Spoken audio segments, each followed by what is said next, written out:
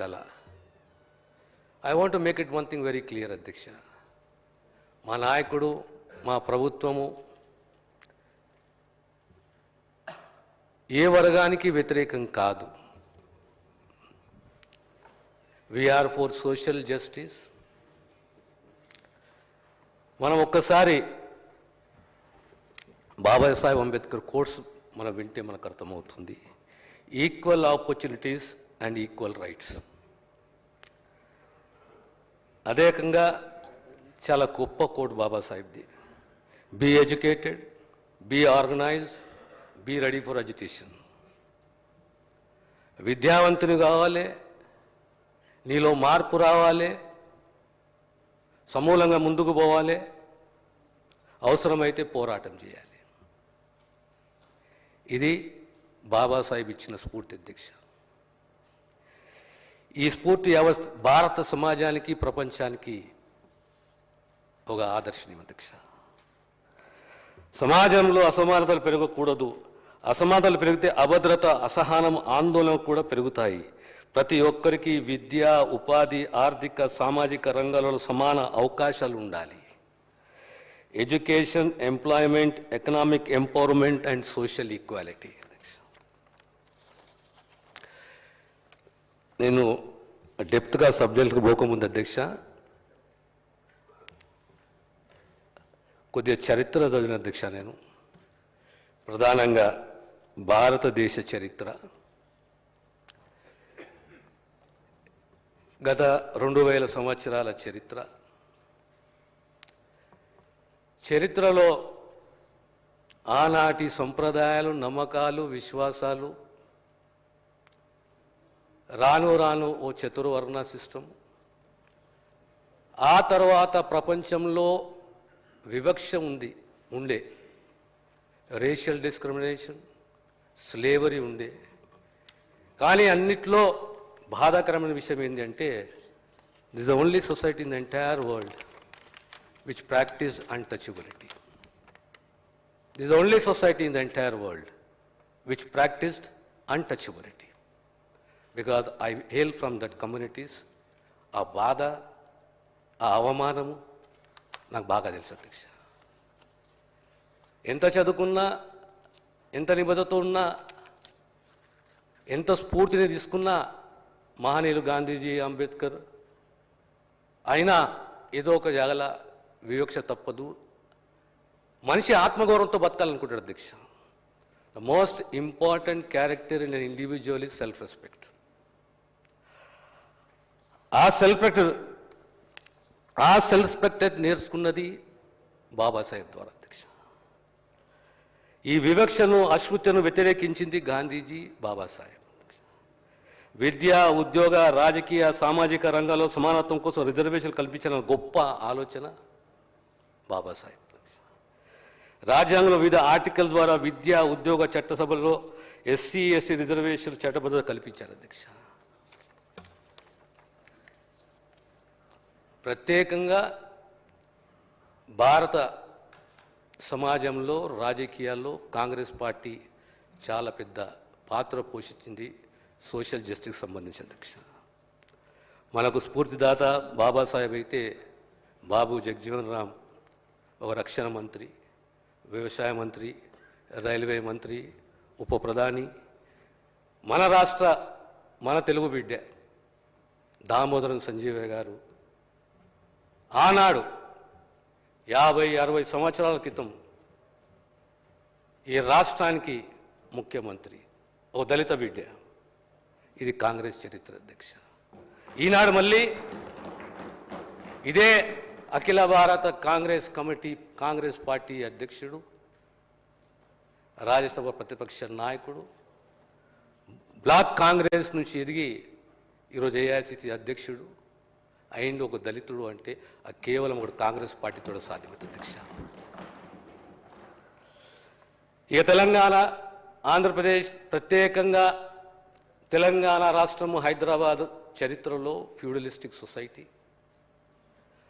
అలాంటి feudalistic society 56లో Telugu రాష్ట్రం, 70వ దశకంలో 80వ దశకంలో ఆనాడు ఇందిరాగాంధీ గారు భూ సంస్కరణలు, ఆ భూ సంస్కరణల ద్వారా భూ పంపిణీ, ఇళ్ల స్థలాలు, ఇండ్లు, సబ్సిడీ మీద ఆర్థిక సహాయము, ఇలాంటి చర్యలు ప్రత్యేకంగా దళితులు, ఆదివాసులపైన చొరవ చూపెట్టింది అధ్యక్ష.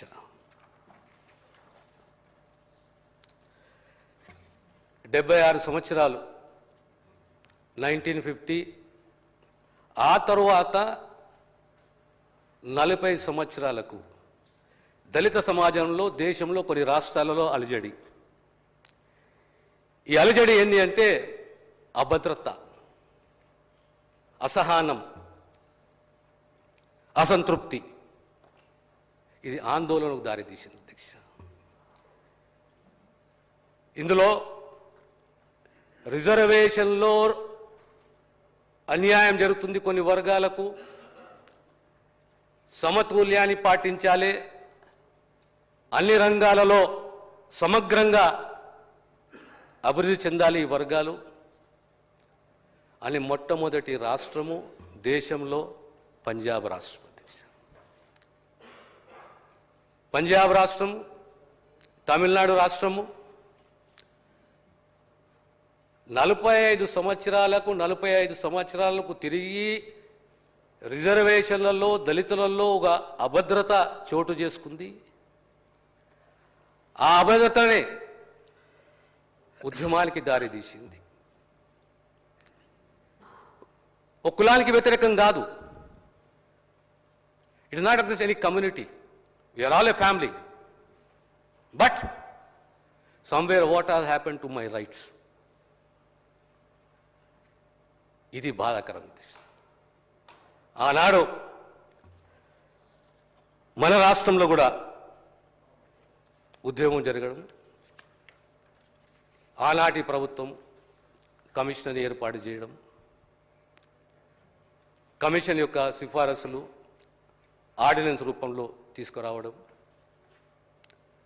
చట్టం చేయడం, 4 సంవత్సరాలు ఆ చట్టం అమల్లో ఉండడం, ఆ తర్వాత న్యాయస్థానం సుప్రీంకోర్టు తిరస్కరించడం,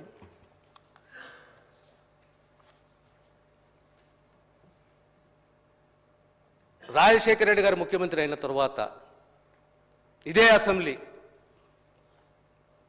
తీర్మానించి కేంద్ర ప్రభుత్వానికి విజ్ఞప్తి చేసింది, ఆర్టికల్ 341లో సవరణ తీసుకురండి,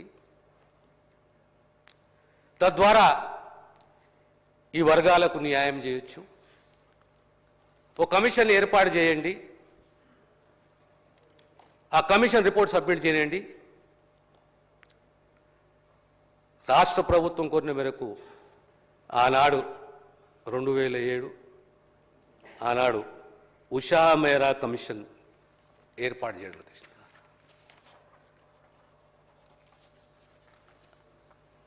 ఇది నేను చెప్తున్నది కాదు అధ్యక్ష. ఉషా మేరా కమిషన్ రిపోర్ట్ ఒక్కసారి గౌరవ సభ్యులందరూ చదవాలి. 4 సంవత్సరాలు ఎలాంటి మార్పు వచ్చింది, ఎలా ఈ వర్గాలు లాభం చేకూరింది. ఉదాహరణకు చెప్తాను అధ్యక్ష, రెల్లి సామాజిక వర్గం ఒక ఎంబీబీఎస్ సీట్ లేకుండా అధ్యక్ష, సంవత్సరానికి యావరేజ్గా 7 సీట్లు. అదే మాదిగా కులం ఉపకులాలు సంవత్సరానికి అడిషనల్గా 30 సీట్లు. ఇంజనీరింగ్ రెల్లి కులానికి, ఆ సామాజిక వర్గానికి 6.5, మాదిగ కులానికి 18%. అంటే మెడిసినే కానీ, ఇంజనీరింగే కానీ, పీజీఏ కానీ గణనీయంగా అడ్మిషన్ సంఖ్య పెరిగింది. ఇది ఒక్కసారి ఉషా మేరా కమిషన్ రిపోర్ట్ మనం చదివితే అర్థమవుతుంది అధ్యక్ష. నేను ఇంతకుముందు చెప్పినట్టు కాంగ్రెస్ పార్టీ ఎప్పుడైనా సామాజిక న్యాయానికి, సమతుల్యము, అందరికీ న్యాయము, అందరికీ ఫలాలు అందాలనే ఓ తపన కాంగ్రెస్ పార్టీ అధ్యక్ష. ప్రధానంగా ఆనాడు